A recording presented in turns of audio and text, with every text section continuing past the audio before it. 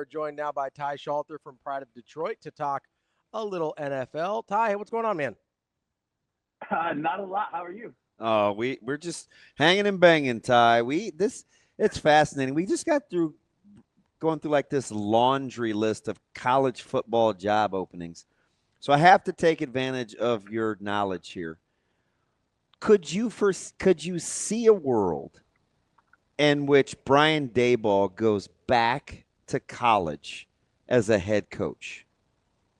Oh man, it's tough for me because the NFL and college world were so separate there for a long time. Schematically and what the skill sets, right? Like recruiting, all that kind of stuff didn't really translate to the NFL and vice versa. You had a lot more guys going, I'm going to go assistant to college, assistant to NFL, right? I'm not going to try and jump back and forth, head coach, college, NFL. But we are starting to see a little bit more that it's a soft landing. If you can navigate the NIL waters, right? If you can handshake with boosters better than you can, go into 16-year-old living rooms, right? Like there's a path there, right? But I think for me, if I'm Brian Daboll, I sit this cycle out, lick my wounds a little bit, talk to friends, get one of those offensive quality control jobs and see if I can get back someplace else where I can get my hands on quarterbacks. Again, the other thing is if you go to college and like, hey, if I can get my hands on a 4-star, 5-star quarterback recruit and turn him out, then like all of a sudden you're right back in that hot path because having a status as a quarterback whisperer gets you hired. You don't think he would get a chance as an offensive coordinator this next cycle, or you just don't think he would want one? No, I mean, for the NFL, yes. For college right now, that cycle's spinning, right? We've got these openings. But I think for me, yeah, like going to an offensive staff in the NFL makes a lot more sense than going to college and trying to get back into the NFL that way. Because it's just, the skill sets are just a little bit too different. Again, like I said, unless you can go into a situation where you can pull a kid who is going to get drafted at quarterback and prove that you still have those chops. Ty, let me ask you something. It may seem kind of funny on the surface, but if you're starting tomorrow and you're taking over for, I don't know, the Jets as a general manager, would you take Drake May or Jaden Daniels? I'd probably take Jaden Daniels just because having those tools, right? Like, and not that Drake May doesn't have tools, but having those tools and as long as you know that you can get coaches that are going to build around him, right? You're general manager, you hire coaches and a staff and scouts that are going to build around what he does well. I think Drake May, if you look at what he's doing, there are other guys that can do what he's doing, right? If you want a long-term difference maker, it's like I said, it's a tough decision between an organizational philosophy. Are you going to have a guy who's going to make good decisions and execute the offense as you designed it for a more traditional passing offense? Or are you going to build something around a guy that has difference-making tools that is going to keep you in every single game, that's going to give you a chance rolling out of bed, right? Like you're always going to have that equalizer, because that's the difference right now in the NFL between good teams and great teams, is who has the quarterback with the elite tools, with the complementary supporting cast, with the coaches that are going to ask him to do what he does well, right? And maybe Drake May's in that situation right now, but you take him out of that situation, something happens, coach leaves, supporting cast is not there, whatever, then you may not have that difference-making edge anymore. Ben Daniels is always going to be a weapon as long as he's healthy. All right, Ty, let me ask you this question. I'm not trying to trap you, I promise. How many teams have won Super Bowls with the guy that has the special skill set in terms of all the tools? Oh, good question. The Chiefs, you're down the list here, right? Like guys that have those tools, obviously the Eagles, right? Like it's tempting to think. I think Steve Young counts for the Niners. He gets overlooked. I think he belongs in the discussion. He's both the best and favorite for me. It's like peak Steve Young did everything so well. Yeah. Absolute elite level. Wish concussions hadn't taken, the end off his career there, because he was set up. And of course he had the beginning of his career, USFL, Tampa Bay, sitting behind Joe Montana. So it's like compiler stats aren't there, but like, oh my gosh, dude. Steve Young was as efficient as peak Montana, Kurt Warner, Any Tom of them. Brady, but as athletic as anybody else as well. Just total package.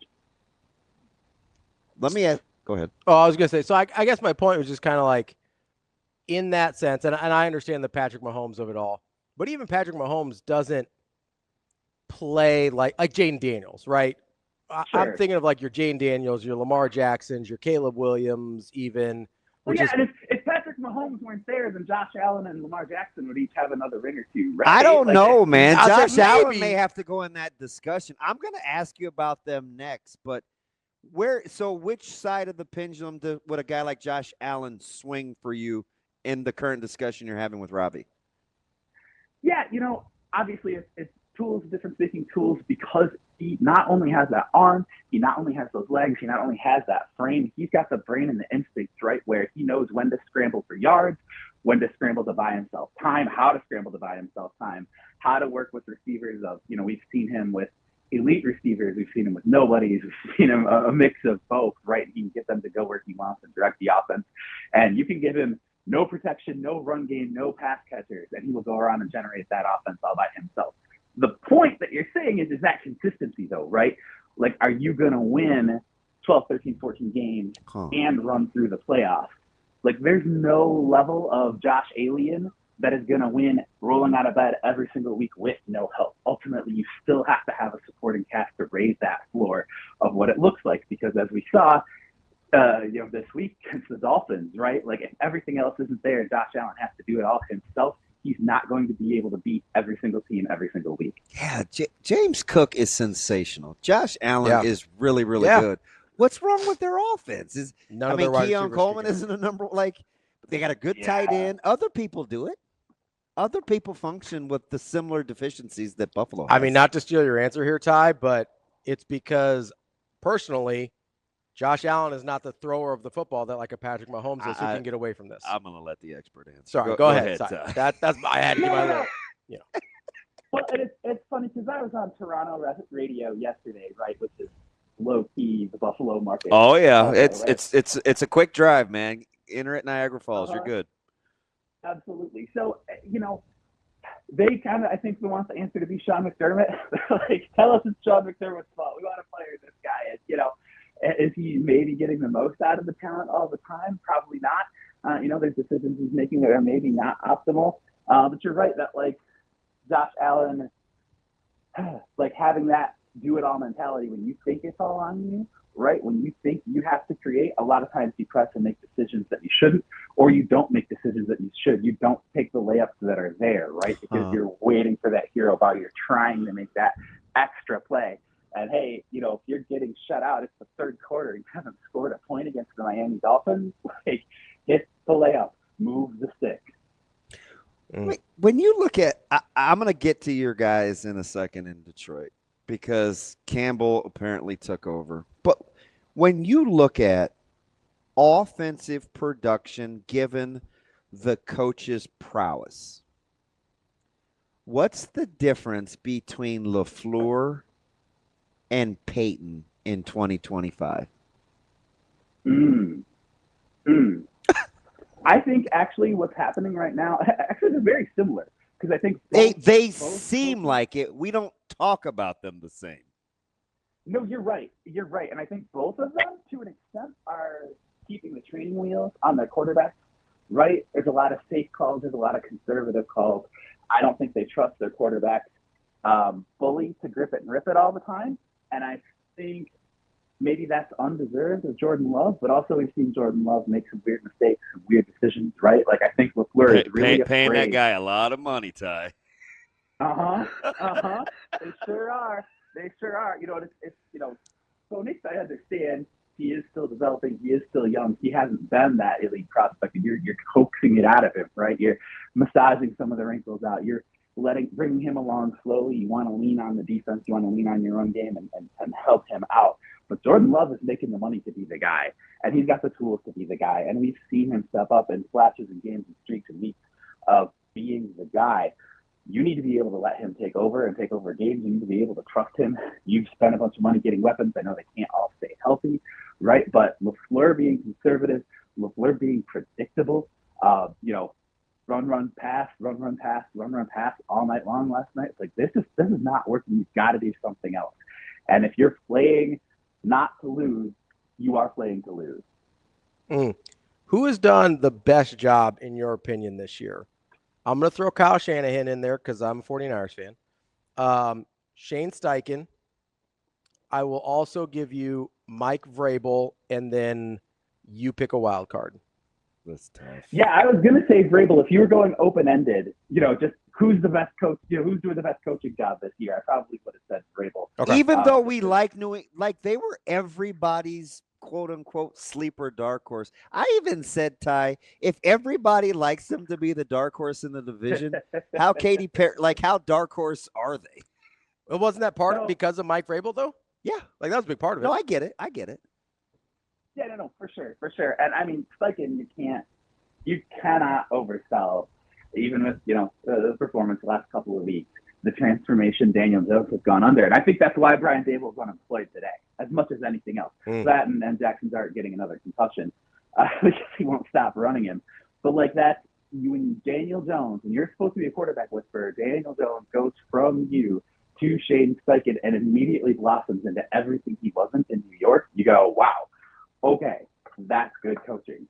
And, they let a couple of, the anchors of their offensive line walk in the offseason, got the best running game in the league, right? Like, that's good coaching. That's good talent evaluation. That's good scheming, right? Getting the most out of Jonathan Taylor, a guy who, has been pounding into nothing for years, right? Got signed to an extension that a lot of people weren't necessarily sure he deserved. And then he went out there and made it a bargain, relatively speaking, right? And he's got the Colts playing great football overall. So, yeah, Steichen would be right up there with Vrabel for me. Mike Evans was standing. I'm talking offensive line and their defense. If both teams are healthy, who's better, the Buccaneers or the Rams? Ooh, great question. I'm tempted to give it to the Rams right now on straight recency bias. Dude, right? Stafford's level of play right now is otherworldly. I was saying yesterday, waking up and seeing the headline, here's the case for Stafford for MVP. And I'm like, this is not a headline I thought I would be seeing in 2025, right? I mean, we're not talking about the bad back anymore, that's for sure. No, we're not. No, we're not. We've been hearing, has everybody figured out McVay? Is Stafford wash? Can you do it without McVay is silly. Ridiculous. The dude keeps lapping the league over and over, keeps reinventing himself, keeps iterating on it, keeps asking Stafford to do what he does well, keeps finding receivers and linemen that are good enough to do what they want. And they're playing tough, right? They're playing with a toughness and they're playing with a fire that, they haven't always played with over the last couple of years since the Super Bowl. And I think that's been a huge, huge difference. It also helps when Ty, look where they're drafting some of these guys like Nakua and Kyron Williams and Lake Jr. And it's like, what are we doing? It is funny how often, there are some teams that are constantly getting key contributors, second, third, fourth, fifth round, and other teams can't hit a first round pick to save their lives. So much of it is just knowing what you want to do as a team, having an organizational identity. Ozzie Newsome couldn't draft a wide receiver to save his life, but he knew how to find linebackers and defenders and plug them into those holes and pass rushers and offensive linemen and tight ends and quarterbacks, and just kept plugging them in over and over and over and getting success over and over and over. And you see other teams just going, I don't know this guy, I don't know that guy, let's look at this, and, with. It's weird, too, because I took the Ravens and the Bucks in the Super Bowl. But I talk myself, I think out loud sometimes, Ty, so I sound pretty stupid on our own show. Our listeners are like, this guy's an idiot. But I wanted to take the Rams, but they weren't. I think the back scared you a little bit. Well, yeah. Late 30s back problem. Doesn't feel great. And I'm just like, so I'm just curious, like, your thoughts. Not that I get a chance to go and do the pick over again, but just curious what you thought the difference would be if both those teams were healthy.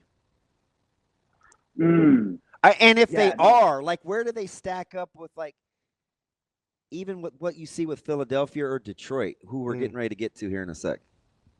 Yeah, no, you're saying Ravens, right? Rams and Ravens. Yeah, so I may have whiffed on that one in the AFC. Maybe they get healthy, but like the Bucks Rams thing took a lot of hand wringing and consternation on my part. Yeah, no, for sure. And I mean, obviously, the Ravens just got wiped out defensively, and of course, losing Lamar is huge, right? And Lamar is just a difference maker all by himself. Him and Henry together are, the difference maker for that team. But also, you have to have a defense that's at least pretty good. Usually, Ravens are pretty good. When the defense is bad, it puts them in a lot of bad situations, puts them in bad game scripts, forces Jackson to be predictable, right? Baker Mayfield has. They have won 3 in a row, though. But yeah. No, they're picking it back up. That's what I mean. You're saying both teams are healthy, right? This is the thing that stinks about being a Ravens fan is you don't start caring about football till January, right? Oh yeah, right. You've convinced yourself nothing else matters because you want to win. Okay, I get it. Yeah. Yeah. So that's where they're at. Where it's like the season starts in January, then let me know, right? Because you just assume they're going to be that much better than everybody else. But the Bucs are so well coached, they're so tough.